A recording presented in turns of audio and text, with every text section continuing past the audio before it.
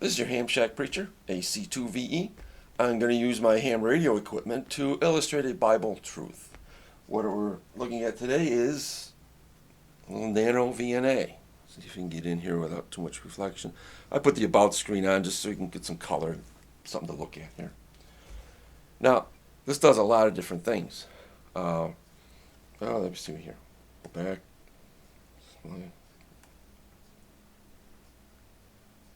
Look at this. Smith's chart. Oh, I got a Smith's chart. No, it does TDR. It does a lot of polar coordinate functions, things like that. But one of the things it also does measures SWR. Now, all right, technically now, let's get into the technical stuff here. It's not an SWR meter, okay? It's a network analyzer. And it can take the network readings and calculate SWR. Now, for my use, all things being equal, it can be used as an SWR meter, standing wave ratio. My coax is good, the antennas are good, but I can use it to tweak the antennas, make things a little better, things like that. That's what I can do. Now, for my personal use, I take a maximum allowable SWR of 3 to 1. That's for my setup, for my personal goal. Okay, some people need allow more, less, whatever. But 3 to 1. After that, if you go higher than 3 to 1, okay, 1 to 1 is perfect match. Higher than 3 to 1, the power goes up there, and the antenna doesn't like it, starts throwing some of it back, and then it goes into the radio and goes into heat, makes heat, burns out the radio.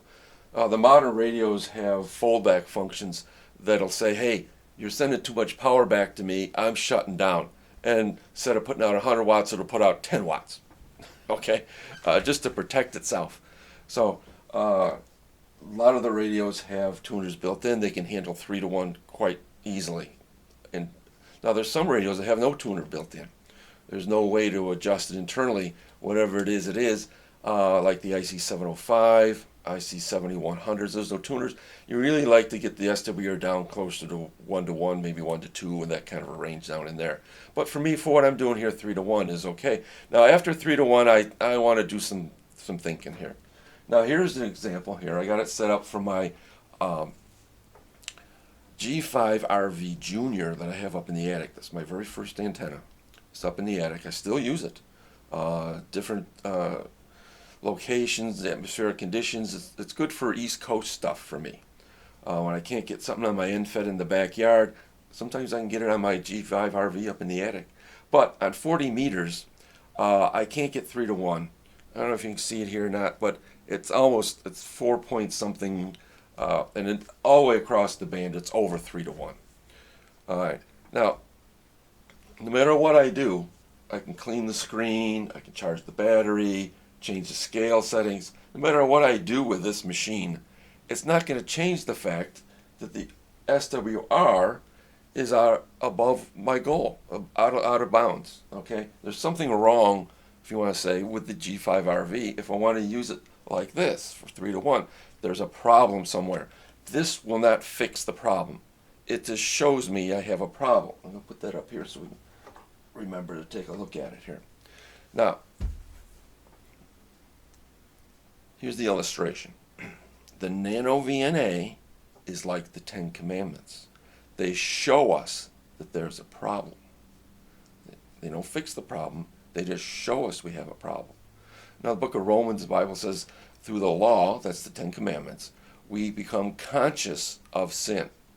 There's 2 parts to this now. The 10 Commandments show us the things that are right and wrong, and they should guide us on how to live each day. If we are living wrong, fix it, change it. Okay? Number 2, it makes us aware that we're not perfect. That imperfection, sin, misdeeds, whatever you want to call it, is what separates us from God. It's the 10 Commandments that make us aware that we are separated from God. Now, heaven's not a perfect place, or heaven is a perfect place, okay? We're not. This earth is not, okay? But just one sin keeps us out. That's what the Bible says, okay? Now, God is like this coin here. Okay, let me see the coin. It's a Jamaican coin. It's the biggest one I can find, so you can see it easily in the video. So as big as I got it in Jamaica. I took a bunch of skateboard kids to Jamaica one year and spent a week giving out the gospel with the skater kids. So I ended up with a coin. God is like this coin. Love is on one side. God is love. And we go to church and God is love, God is love, God, and we can preach it every week. But you know what? There's another side to God. God is just. Nothing gets by him. No one gets away with anything. And that really helps us out when we start thinking about what's going on with politics and things like that. All the things that are going on. People are getting away with stuff.